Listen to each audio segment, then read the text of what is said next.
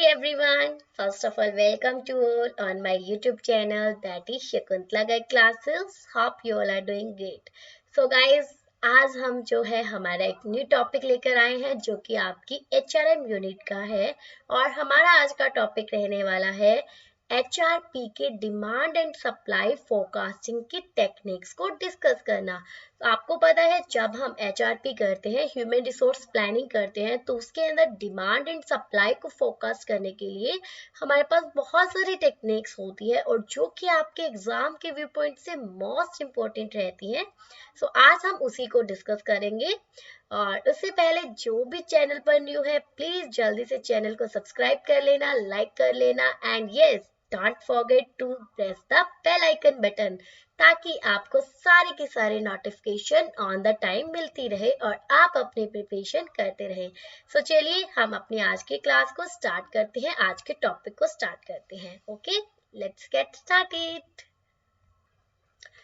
So guys, ये जो है हमारी आज की क्लास, ये आपका HRM का पार्ट 4 है. उससे पहले की जो पार्ट 1, 2 और 3 जो है वो हम ऑलरेडी कर चुके.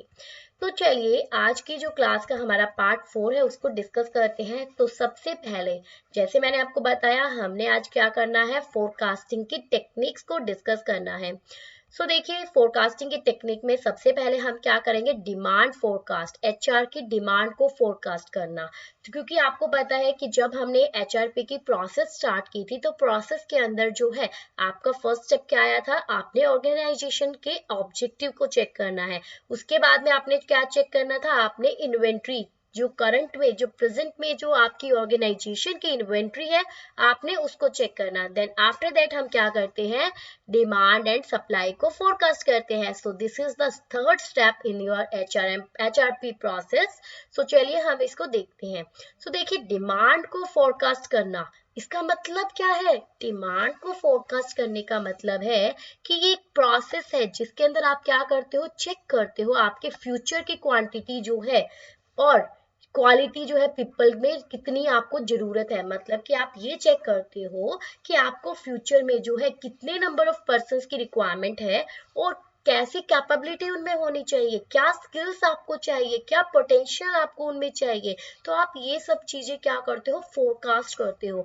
और ये जो आप फोरकास्ट करते हो इसका बेस क्या होता है, इसका बेस जो है वो क्या होना चाहिए, annual budget and long term corporate plan translated into activity level for each function and department. इसका मतलब क्या है कि जो आप फोरकास्ट करने वाले हो ना, वो आपका जो है एक बेस होता है.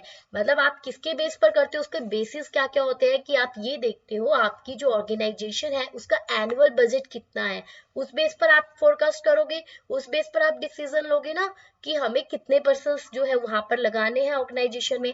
आप क्या सेट करते हो, आप अपनी ऑर्गेनाइजेशन के लॉन्ग टर्म प्लान्स को देखते हो, उनके बेस पर आप जो है डिमांड को फोरकास्ट करते हो HR की. तो ये सारे क्या बनते हैं, उसके एक बेस बनते हैं आपके ह्यूमन रिसोर्स के डिमांड को फोरकास्ट करने के लिए. हर एक डिपार्टमेंट में, हर एक फंक्शंस में, हर एक एक्टिविटी लेवल्स पर जो है आप इनको चेक करते हो. जो डिमांड फोरकास्टिंग जब हम करते हैं तो उसके अंदर बहुत सारे फैक्टर्स होते हैं और ये फैक्टर्स मैं आपको लास्ट क्लास के अंदर इन डिटेल करवा चुकी हूँ कि डिमांड फोरकास्टिंग के जो सेवरल फैक्टर्स है वो कौन कौन से हैं, आपके एक्सटर्नल फैक्टर और साथ साथ आपके इंटरनल फैक्टर, राइट. और ये जो आपके एक्सटर्नल फैक्टर्स होते हैं उनमें कौन कौन से फैक्टर्स आते हैं जो कि हमने पढ़े भी थे. आपके कॉम्पिटिशन्स में जो भी होते हैं आपके कॉम्पिटिटर्स, आपका इकोनॉमिक क्लाइमेट के बेस पर हम जो है ह्यूमन रिसोर्स को फोरकास्ट करते हैं. हमारे कंट्री के लॉ एंड रेगुलेटरी बॉडीज क्या कहती है, जैसे कि अब आपको पता है कि अब जो है आपके लॉ के अंदर बोला गया है कि हर एक कंपनीज जो है उनको क्या करवानी पड़ती है, अपनी ऑडिटिंग करवानी पड़ती है, ठीक है ना. तो उनके लिए क्या है, या फिर आप बोलो कि हर एक कंपनी के अंदर एक independent director as a women होनी चाहिए. तो ये सब क्या है, as a law and regulation जो आपके रूल्स बने हुए हैं जो कि आपको फॉलो करने होते हैं. तो आप जब भी अपनी ह्यूमन रिसोर्स की फोरकास्ट करोगे तो आप इन चीजों को ध्यान में रखते हुए करोगे. आपकी टेक्नोलॉजी में जो चेंजेस आ रहे हैं, आपके जो जो सोशल फैक्टर्स है, इसी तरह से आपके इंटरनल फैक्टर्स होते हैं जिसके अंदर हमने बहुत सारी चीजें पढ़ी थी लाइक बजट कॉन्स्टेंट. ऑब्वियस है अगर आपकी ऑर्गेनाइजेशन का बजट ही क्या है, बहुत कम है, तो आप कैसे वहां पर सोच सकते हो कि हमें यहाँ पर 100% चाहिए, तो आप कैसे उनको रिक्रूट कर पाओगे जब आपके ऑर्गेनाइजेशन में बजट ही उतना नहीं है, आपके ऑर्गेनाइजेशन का प्रोडक्शन लेवल कैसा है, कितना प्रोडक्शन आपको चाहिए, उस अकॉर्डिंग आप अपने ऑर्गेनाइजेशन में पर्सन्स रिक्रूट करोगे। आपके न्यू प्रोडक्ट सर्विसेज, ऑर्गेनाइजेशन का स्ट्रक्चर एंड एम्प्लॉय सेपरेशन, तो ये सारे फैक्टर्स होते हैं जो आपके एक्सटर्नल या इंटरनल आते हैं। आपको ये फैक्टर्स ध्यान रखने हैं कि कौन से फैक्टर जो है वो एक्सटर्नल का पार्ट बनेंगे और कौन से इंटरनल का पार्ट बनेंगे, क्योंकि एग्जाम में डायरेक्ट क्वेश्चंस जो है वो यहाँ से पुटअप हो जाते हैं। ठीक है, तो आपको डिमांड फोरकास्टिंग का मतलब समझ में आया। अब आगे देखिए फोरकास्टिंग की टेक्निक्स क्या क्या है जो कि हमने पढ़नी है। तो देखिए फोरकास्टिंग की टेक्निक बहुत सारी होती है, इवन यहाँ हमने जितनी बात की है ऑलमोस्ट मैंने सारी की सारी टेक्निक्स को यहाँ कवर करने की कोशिश की है। तो ये आपकी जो है वेरी करती रहती है सिंपल से सोफिस्टिकेटेड में। इसका मतलब कुछ एक टेक्निक बहुत ईजिएस्ट होती है, उनको अप्लाई करना बहुत सिंपल होती है, और कुछ एक क्या होती है ज्यादा ही आपकी कैलकुलेटिव होती है जहां पर आपको एक्सपर्ट्स की रिक्वायरमेंट होती है, राइट। तो ये जो टेक्निक्स है ये हमने आज स्टडी करनी है, जिसमें आपकी आती है managerial judgement, work study techniques, Delphi techniques and statistical techniques. आपकी जो स्टेटिस्टिकल टेक्निक्स है उसके अंदर हमें जो है वेरियस 4 टाइप्स की टेक्निक्स के बारे में हमें यहाँ पर स्टडी करना होता है। Ratio trend analysis, regression analysis, econometrics analysis या फिर बुर्ग स्मिथ मॉडल। तो ये जो है ये आपकी 4 टेक्निक्स है जो कि आपकी स्टेटिस्टिकल टेक्निक का एक पार्ट बनती है। तो let us discuss about these one by one. Okay, so here it is first आपकी कौन सी है मैनेजरियल जजमेंट। तो आपकी मैनेजरियल जजमेंट टेक्निक कौन सी है, तो देखिए जिसको कि इस मैनेजरियल जजमेंट को हम क्या कह देते हैं, कई बार जजमेंट टेक्निक भी कह देते हैं और एग्जीक्यूटिव जजमेंट भी कहते हैं। ठीक है, जहां मैंने यहाँ पर आपका लिखा है एग्जीक्यूटिव जजमेंट भी इसको बोलते हैं। सो अनदर नेम इसका क्या होगा, judgement technique and executive judgement. ये आपकी बहुत ही कॉमन टेक्निक होती है जो कि ऑलमोस्ट आपकी जो है फॉलो की जाती है, फिर वो चाहे आपका स्मॉल बिजनेस रहता है या आपका लार्ज ग्रुप ऑफ बिजनेस रहता है, हर जगह आपको ये टेक्निक मिलेगी। यहाँ पर इस टेक्निक में क्या होता है कि अपनी जजमेंट के अकॉर्डिंग चेक करना कि कितने पर्सन्स की रिक्वायरमेंट है कितने की नहीं है। यहाँ पर आपकी इस टेक्निक के अंदर 3 अप्रोचेज आती है जिनके बारे में हमें जो है डिस्कस करना है, और ये 3 अप्रोचेज ही जो है आपकी पूरी मैनेजरियल जजमेंट टेक्निक को डिस्क्राइब करती है। ये 3 टेक्निक्स 3 अप्रोच क्या क्या है आपकी, bottom up approach, top down approach and participative approach. तो गाइस देखिए बॉटम अप क्या समझते हैं हम बॉटम अप से। बॉटम का मतलब क्या होता है, आपके लो लेवल, आपको पता है आपके 3 लेवल होते हैं, low level, middle level and upper level. तो जो आपके लो लेवल वाले पर्सन अगर आपके टॉप लेवल वालों के पास जाकर बोलते हैं कि हमारे यहाँ पर जो है एचआर की रिक्वायरमेंट है, मतलब हमें यहाँ पर पर्सन्स चाहिए, यहाँ पर जो है काम प्रॉपरली नहीं हो रहा, हमें जो है ये स्किल्स वाले पर्सन चाहिए। तो जब लाइन मैनेजर जो है ये रिक्वायरमेंट के लिए कहाँ पर जाते हैं, अपने टॉप के पास जब ये रिक्वायरमेंट भेजते हैं तो उसको बोलते हैं बॉटम अप अप्रोच, नीचे से, मतलब कि लाइन मैनेजर जो है उन्होंने जो है क्या भेजी, रिक्वायरमेंट भेजी कि हमें यहाँ पर जरूरत है, फिर उसके बाद में टॉप मैनेजमेंट क्या करता है उनकी रिक्वायरमेंट को देखते हैं एंड देन वो फिर फोरकास्ट करके जो है क्या करेंगे, इस रिक्वायरमेंट को फुलफिल करेंगे। तो बॉटम अप में क्या होती है, जिसमें आपको पता है नीचे से ऊपर आते हैं, बॉटम का मतलब ही क्या होता है, नीचे से ऊपर आना। तो यहाँ पर नीचे वाले बंदे जो है वो टॉप वालों को बताते हैं कि हमें यहाँ पर पर्सन्स की रिक्वायरमेंट है। और टॉप डाउन अप्रोच की अगर हम बात करें तो टॉप डाउन अप्रोच में क्या होता है, जहां पर टॉप मैनेजमेंट वाले खुद जो है चेक करते हैं, फोरकास्ट करते हैं कि यस हमारे पूरे ऑर्गेनाइजेशन में क्या sufficient amount of human resource available है तो क्या है तो ठीक है, और अगर नहीं है तो हमें फिर कहाँ से लेना होगा, उनकी फोरकास्टिंग करेंगे किस किस कैपेबिलिटी के हमें पर्सन्स चाहिए, हम क्या उनको इंटरनली कर सकते हैं या एक्सटर्नली कर सकते हैं। तो सारा काम कौन करता है, आपका टॉप मैनेजमेंट वाले करते हैं, और बाद में ये अपनी इंफॉर्मेशन किसको पहुंचा देते हैं, आपके लाइन मैनेजर्स के पास पहुंचा देते हैं। ठीक है, तो यहाँ पर क्या होता है, सारा काम कौन करता है, आपका टॉप वाला करता है, इसीलिए इसको क्या बोलते हैं, टॉप डाउन। पहले वाली हमारी बॉटम अप थी, ये टॉप डाउन अप्रोच है। उसके बाद में आती है गाइस हमारी पार्टिसिपेटिव अप्रोच। उसके बाद में हमारी आती है पार्टिसिपेटिव अप्रोच। अब पार्टिसिपेटिव अप्रोच क्या होती है गाइस? पार्टिसिपेटिव इन दोनों का मिक्सचर होती है, हम कह सकते हैं कॉम्बिनेशन होती है आपकी टॉप डाउन की भी और बॉटम अप की भी। यहाँ पर क्या होते हैं, ये सारे के सारे आपके टॉप मैनेजर्स और आपके जो लाइन मैनेजर्स होते हैं वो सारे मिलते हैं और फिर डिसाइड करते हैं कि हमें फ्यूचर में एचआर की रिक्वायरमेंट होगी या नहीं होगी और हम कहाँ से उनको फुलफिल करेंगे। तो इसलिए यहाँ पर जो होती है इस अप्रोच में पार्टिसिपेटिव, आपको नाम से ही क्लियर हो रहा है पार्टिसिपेटिव में क्या होगा, सब मिलकर एक साथ डिसीजन लेंगे। तो ये थी आपकी पहली अप्रोच जिसको हम क्या बोलते हैं, जजमेंटल टेक्निक्स या फिर आप क्या बोलोगे, एग्जीक्यूटिव टेक्निक्स। क्लियर? फिर आती है आपकी नेक्स्ट टेक्निक जो कि क्या है, वर्क स्टडी टेक्निक। अब वर्क स्टडी टेक्निक जिसका अनदर नेम हम क्या बोलेंगे, work load analysis. Work study technique या वर्क लोड एनालिसिस। अब ये टेक्निक क्या है, देखो सबसे पहले तो ये टेक्निक जो है ये कहाँ पर सुटेबल होगी आपकी, ये टेक्निक आपकी सुटेबल होगी जहां पर एस्टिमेटेड वर्कलोड जो है वो आप इजीली मेजर कर सको। मतलब जहां पर जिस ऑर्गेनाइजेशन में आपको ये पता हो जाए कि यस इसके अंदर हमें एस्टिमेट लगाकर कितना काम होगा, एक एम्प्लॉय को कितना वर्क करना होगा, अगर ये पता लग जाए, इसको इजीली मेजर कर सको, वहां पर ही आप इस टेक्निक को लगा सकते हो। इस टेक्निक को हर जगह नहीं लगा सकते। ओके, अब इस टेक्निक पे होता क्या है, देखिए यहाँ पर जस्ट अ मिनट, मैं इंक चेंज करूं पेन की। देखिए यहाँ पर क्या होगा, इसके अंदर जो एस्टिमेटेड टोटल प्रोडक्शन होगा और जो एक्टिविटी होगी for a specific future period are predicted. मतलब यहाँ पर हम क्या चीज देखेंगे, टोटल प्रोडक्शन कितना होने वाला है, एस्टिमेट लगाएंगे कि यस, मतलब सपोज मैंने एस्टिमेट लगाया कि मेरा नेक्स्ट ईयर जो है टोटल प्रोडक्शन इतना हो सकता है, ठीक है, और मुझे ये एक्टिविटीज करनी है, तो उन सबको जो है एस्टिमेट लगाकर ही फिर जो है मैं इस मेथड को यूज कर सकती हूँ। तो इस मेथड के अंदर बेसिकली क्या किया जाता है, सबसे पहले टोटल प्रोडक्शन देखा जाता है कि ऑर्गेनाइजेशन में टोटल इतना प्रोडक्शन होने वाला है, ठीक है, और फिर उसके बाद में आप ये देखोगे कि एक एम्प्लॉय जो है वो कितना प्रोडक्शन में काम करेगा, मतलब वो कितना काम कर सकता है, उसकी कितनी कैपेबिलिटी है, वो कितना कंट्रीब्यूट करेगा हर एक यूनिट को बनाने में।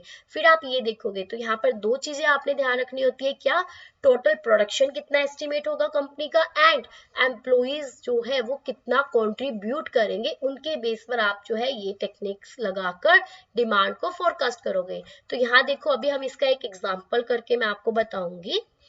यहाँ पर क्या होगा गाइज, यहाँ पर जो इन्फॉर्मेशन जो होगी उसको ट्रांसलेट किया जाएगा number of man hours required to produce per unit taking into consideration the capability of the workforce. यहाँ पर आप क्या देखोगे कि एक जो वर्कफोर्स है कितने नंबर ऑफ मैन्स की जरूरत होगी पर यूनिट को प्रोड्यूस करने के लिए, ठीक है, तो उसके बेस पर फिर हम यहाँ फॉर्मूला लगाएंगे। इसको देखिए हम इस एग्जांपल से समझेंगे। आपको यहाँ पर गाइज देखो क्या गिवन है, आपको गिवन है एस्टिमेट टोटल एनुअल प्रोडक्शन, मतलब एक साल में जो है मुझे कितना प्रोडक्शन करना है, मुझे करना है 3 लाख यूनिट का प्रोडक्शन, ठीक है, मतलब 1 ईयर में मुझे 3 लाख यूनिट जो है वो प्रोड्यूस करनी है। और standard man are needed to produce each unit, एक यूनिट बनाने के लिए कितना टाइम चाहिए एक पर्सन का, 2 घंटे। एक यूनिट 2 घंटे में बनती है और पूरे साल में हमें जो है 3 लाख यूनिट बनानी है, ठीक है। तो इसका मतलब क्या हुआ, एक एस्टिमेट अगर हम मैन आवर्स की जरूरत, मतलब हमें 3 लाख यूनिट बनाने के लिए, सॉरी एक सेकेंड, यस हमें 3 लाख यूनिट बनानी है, ठीक है, ये हमें पता है। और हमें ये पता है कि एक मैन जो है वो 2 घंटे लगाएगा तब उसकी एक यूनिट बनेगी। इसका मतलब उसे टोटल कितना टाइम देना पड़ेगा, कितने घंटे उसे काम करना पड़ेगा, उससे 6 लाख घंटे काम करना पड़ेगा एक मैन को इतनी यूनिट बनाने के लिए। मतलब टोटल कितने घंटे काम करवाना है हमें वर्कर से, हमें 6 लाख घंटे काम करवाना है। इतना समझ में आया? अब देखिए, अब एक एम्प्लॉय जो है वो कितना काम कर सकता है। अभी हमने देखा कि ऑर्गेनाइजेशन में टोटल हमें 3 लाख यूनिट बनवानी है और एक यूनिट बनाने के लिए हमें एक पर्सन के 2 घंटे चाहिए, हमें एक पर्सन के 2 घंटे चाहिए ना, इसका मतलब हमें टोटल जो है 6 लाख घंटे काम करवाना है वर्कर से।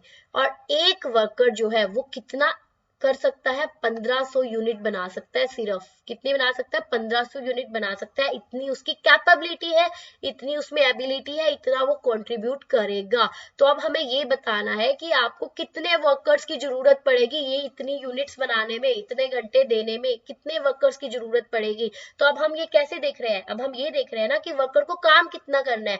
अब हमने देख लिया वर्कर को 6 लाख घंटे काम करना है, तो 6 लाख घंटे काम करना है। यहाँ हमें ये पता लगा, अरे सेकेंड, यस, यहाँ हमें पता लगा कि एक वर्कर को जो है 6 लाख घंटे काम करना है, और पर आवर जो है, मतलब एक मैन जो है, एक पर एम्प्लॉय जो है वो 1500 यूनिट बना सकता है। तो टोटल कितने वर्कर बनेंगे? 6 लाख घंटे काम करेंगे।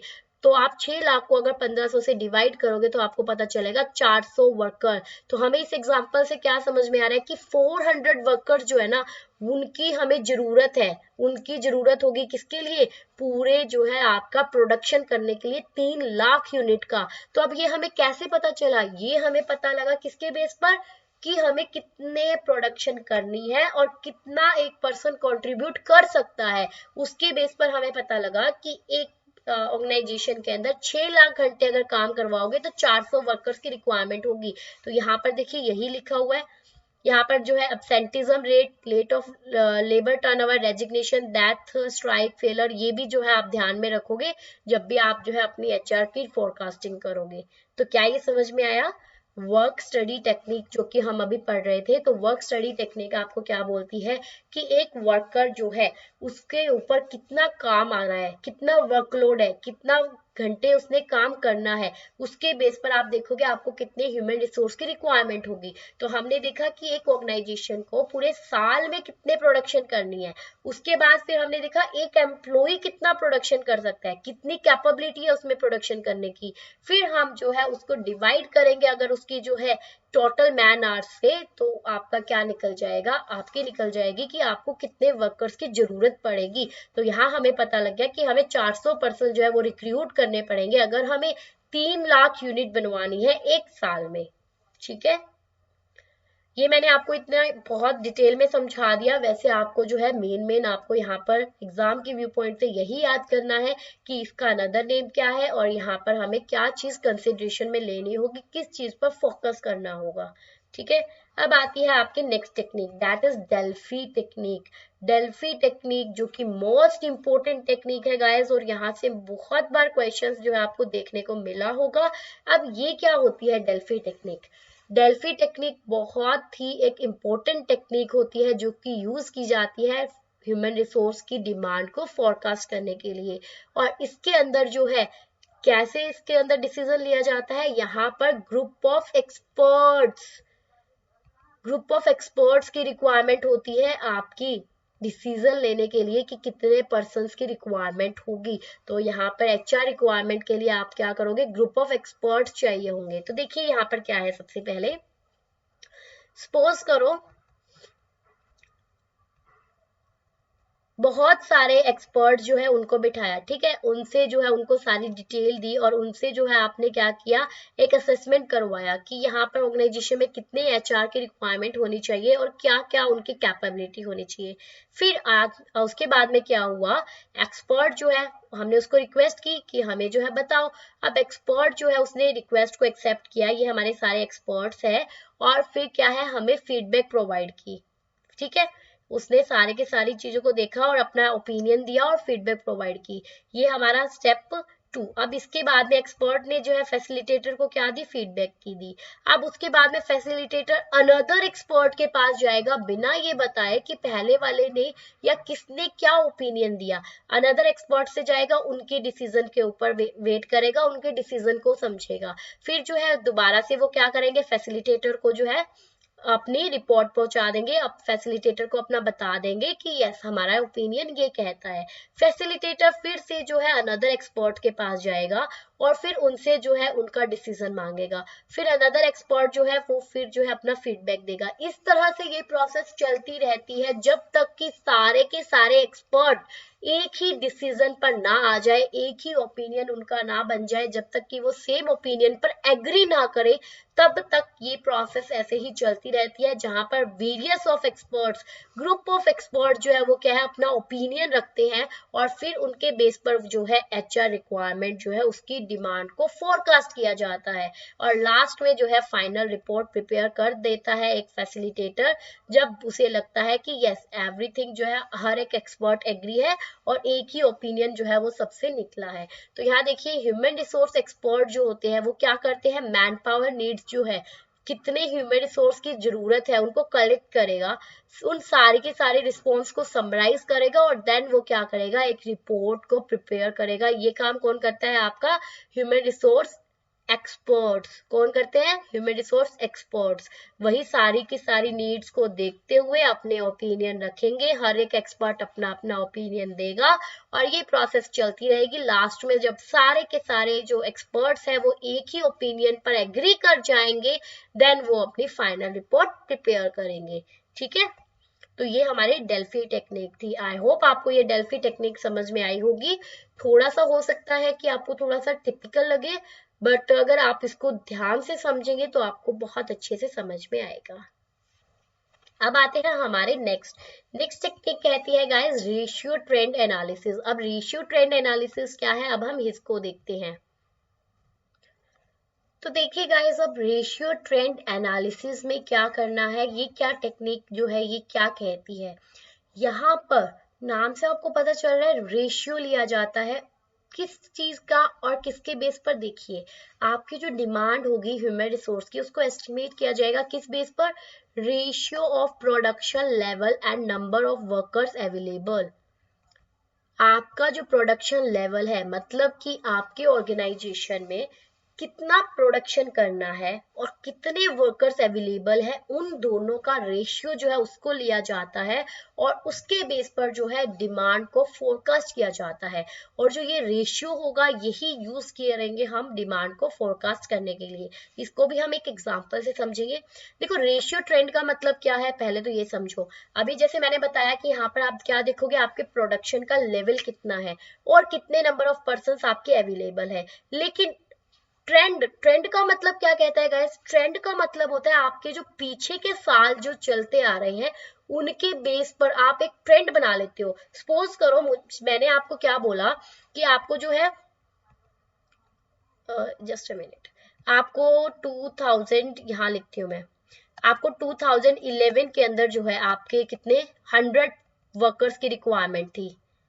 मतलब 100 वर्कर्स जो है वो क्या कर रहे थे, 100 वर्कर्स जो है वो मिलकर काम कर रहे थे और एक यूनिट बनाने के लिए, मतलब अगर एक यूनिट बनानी है या फिर मैं बोलूं 100 वर्कर्स जो है वो क्या कर रहे हैं, वो मिलकर जो है पूरा का पूरा प्रोडक्शन कर रहे हैं। तो आपको एक ट्रेंड, मतलब जैसे मैंने बोला 2011 में 100 वर्कर्स है, 2012 के अंदर जो है वो कितने हैं 110, 2013 के अंदर सपोज वर्कर्स जो है वो कितने हैं 120 और 14 के अंदर क्या है, सॉरी 130। ठीक है, तो अब यहाँ पर आपको एक ट्रेंड दिख रहा है कि 2011 में 100 वर्कर्स काम कर रहे थे, 12 में 110, 13 में 120 और 14 में 130। और इसी तरह से ये क्या है, एक ट्रेंड बन रहा है कि हर साल जो है 10 वर्कर्स क्या करने पड़ रहे हैं, हमें इंक्रीज करने पड़ रहे हैं। तो ये आपका एक ट्रेंड कहलाता है। ठीक है, इसी को हम क्या बोलते हैं, ट्रेंड कहते हैं। और यहाँ पर सपोज मैंने ये बोल दिया कि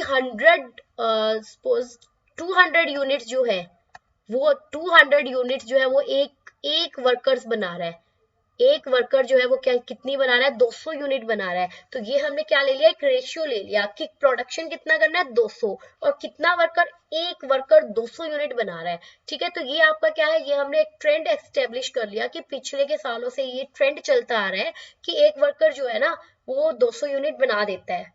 ठीक है, तो यही हमने क्या ले लिया, एक ट्रेंड ले लिया। तो रेशियो ट्रेंड का मतलब क्या है, एक पीछे से जो ट्रेंड आपका चलता आ रहा है, जैसे मैंने यहाँ ट्रेंड लिया 11 और 100, इसका मतलब यहाँ पर क्या है 2011 में 100 वर्कर्स जो है वो थे, 2012 में 110 है। और यही अगर मैं ये बोल दूं कि एक यूनिट बनाई उसके लिए हमें कितने वर्कर चाहिए, 100 वर्कर चाहिए, 2 यूनिट बनाई तो उसके लिए हमें कितने चाहिए, 200 वर्कर्स।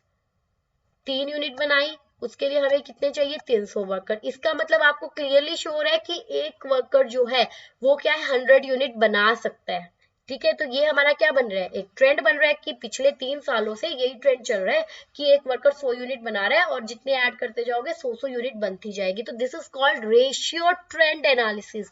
तो यहाँ एग्जांपल देखो क्या गिवन है, आपको जो है प्रोडक्शन दिया हुआ है कि एस्टिमेट प्रोडक्शन जो है अगले साल कितना होगा, 1,40,000, 1,40,000 यूनिट जो है वो आपका नेक्स्ट ईयर में प्रोडक्शन होने वाला है। और आपको ये प्रोडक्शन करने के लिए कितने वर्कर्स की रिक्वायरमेंट है, अब हमें ये देखना है।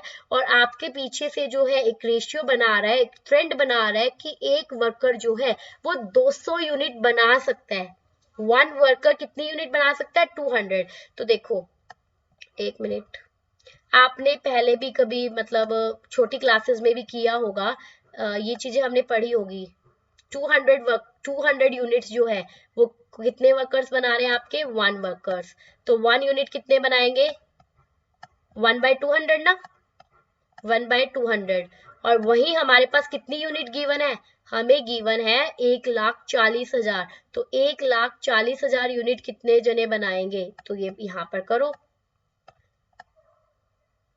1,40,000। इसको जब आप कट करोगे तो आपके पास क्या आएगा, आपके पास आएगा कि 700 वर्कर्स जो है वो मिलकर 1,40,000 यूनिट्स बना देंगे। तो हमें कितने वर्कर्स की जरूरत है, हमें 700 वर्कर्स की जरूरत है। तो ये निकल गया हमारे पास डिमांड फोरकास्टिंग। अब हम इसमें से देख लेंगे कि हमारे पास ऑलरेडी ऑर्गेनाइजेशन में कितने हैं और कितने हमें बाहर से मंगवाने पड़ेंगे। तो ये समझ में आया ना, रेशियो ट्रेंड में क्या है, एक आप क्या करते हो, रेशियो लेते हो किस किस का, आपके प्रोडक्शन का और कितने वर्कर्स आपके पास अवेलेबल है। और जो अवेलेबल वर्कर्स है वो कैसे पता लगेंगे, कि आपके जो पीछे से ट्रेंड चलता आ रहा है आप उसका एक रेशियो ले लोगे कि यस, एक वर्कर जो है पीछे के ट्रेंड के अकॉर्डिंग एक वर्कर इतनी यूनिट बना सकता है। तो वो हमने एक एवरेज ले लिया, एक ट्रेंड ले लिया और उसी के बेस पर हमने इसको जो है कैलकुलेट कर दिया।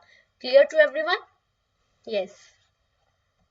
अब आते हैं हमारे नेक्स्ट मॉडल, जिसको हम क्या बोलते हैं, इकोनोमेट्रिक्स मॉडल।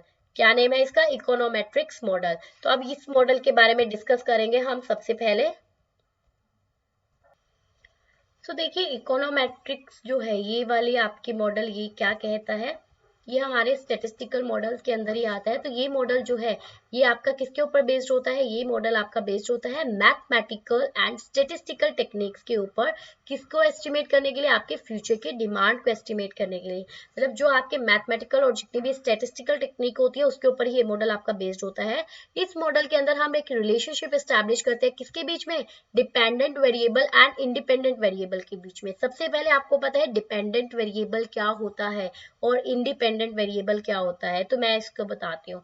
देखो गाइस, डिपेंडेंट का मतलब होता है, आपने रिसर्च में भी पढ़ा होगा, आपने स्टैट्स में भी पढ़ा होगा, जब एक चीज डिपेंड करती है दूसरे के ऊपर। और इंडिपेंडेंट क्या होता है, जो कि इंडिपेंडेंट होता है जिसका जो है मतलब जिसके अंदर आप चेंजेस कर सकते हो लेकिन उसको इसका इफेक्ट किसी के ऊपर आपको देखने को मिलेगा और वो किसी पर डिपेंड नहीं करता।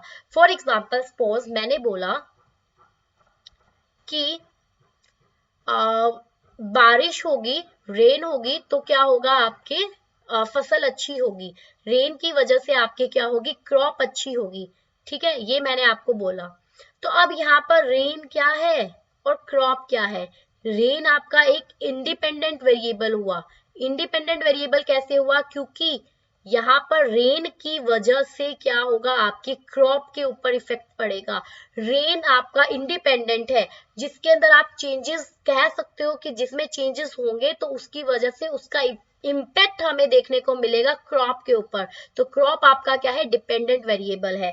यहाँ पर सबसे मेन चीज जो देखनी होती है, वैसे तो हम रिसर्च में करेंगे ये चीजें, जो आपकी रेन होगी उसके अंदर ही मैनिपुलेशन, मतलब मैनिपुलेशन किसमें किया जाता है, इंडिपेंडेंट वेरिएबल में या डिपेंडेंट में, बताओ। वैसे तो आप कमेंट सेक्शन में भी मुझे बता सकते हो मैनिपुलेशन हमेशा किसमें किया जाता है, आपके इंडिपेंडेंट वेरिएबल जो होता है उसके अंदर हमेशा मैनिपुलेशन किया जाता है, उसके अंदर चेंजेस कर सकते हैं और उसी चेंजेस का इम्पैक्ट हमें देखने को मिलता है आपके डिपेंडेंट वेरिएबल के अंदर।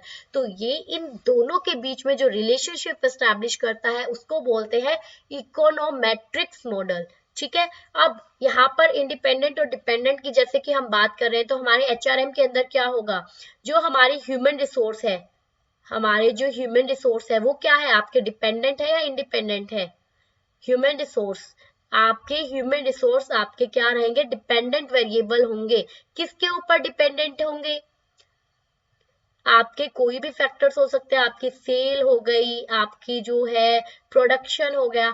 अब देखो जैसे कि मैंने आपको बहुत सारे फैक्टर्स अफेक्टिंग पढ़ाए किसके, एचआरएम के, हमने बहुत सारे फैक्टर अफेक्टिंग एचआरएम के, एचआरपी के, हमने बहुत सारे फैक्टर अफेक्टिंग पढ़े। तो अब आपको पता है आपका ह्यूमन रिसोर्स किस पे डिपेंड करता है, आपकी ऑर्गेनाइजेशन में सेल कितनी है। ऑब्वियस है अगर ऑर्गेनाइजेशन में सेल ज्यादा होगी, ऑर्गेनाइजेशन का लेवल क्या होगा, ग्रो करेगा, ऑर्गेनाइजेशन ग्रोथ पर होगा, तो वहां पर ज्यादा पर्सन्स की रिक्वायरमेंट होगी, और अगर ज्यादा पर्सन्स की रिक्वायरमेंट है तो वो क्या होंगे, बताओ, ज्यादा पर्सन्स की रिक्वायरमेंट है तो हमें ज्यादा एचआर लाने पड़ेंगे। तो अब बताओ एचआर किस पर डिपेंड था, आपके सेल पर डिपेंड था ना।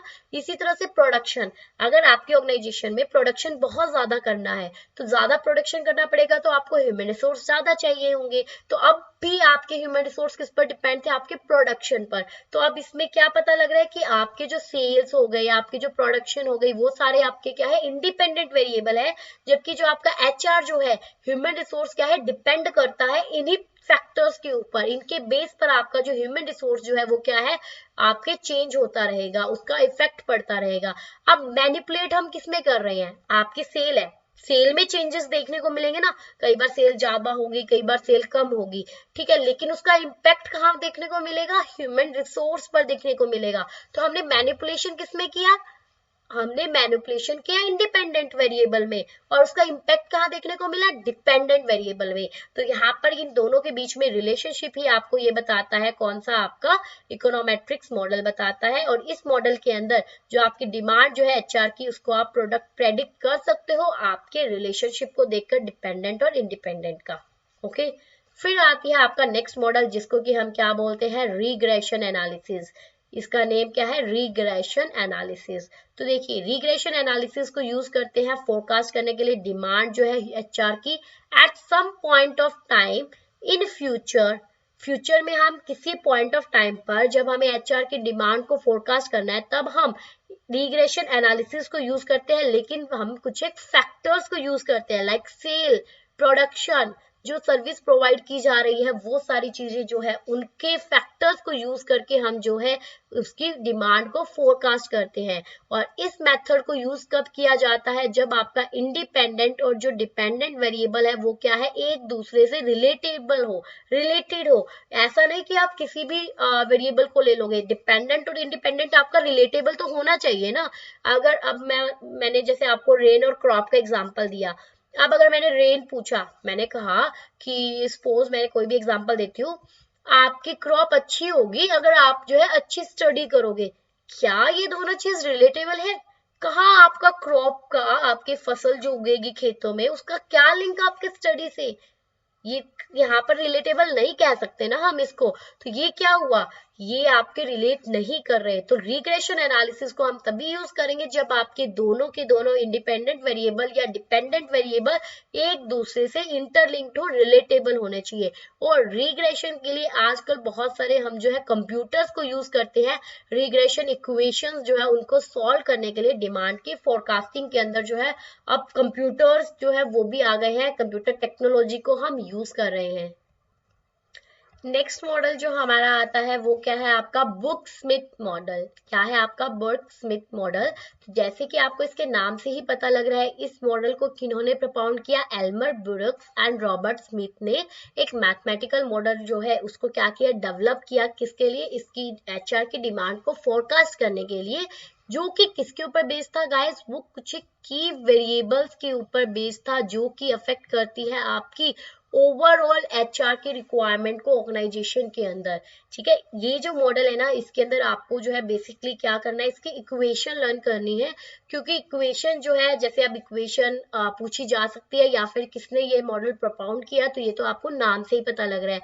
और ये किस पर बेस्ड था, ये कुछ की वेरिएबल्स पर बेस्ड था जो कि एचआर की रिक्वायरमेंट को अफेक्ट करते हैं। तो यहाँ पर जो इक्वेशन दी गई, ये देखिए, इस इक्वेशन जो कि हमें याद करनी है, इक्वेशन इन्होंने दी है E N is equal to LAGG plus में G 1 बाय में X बाय में Y।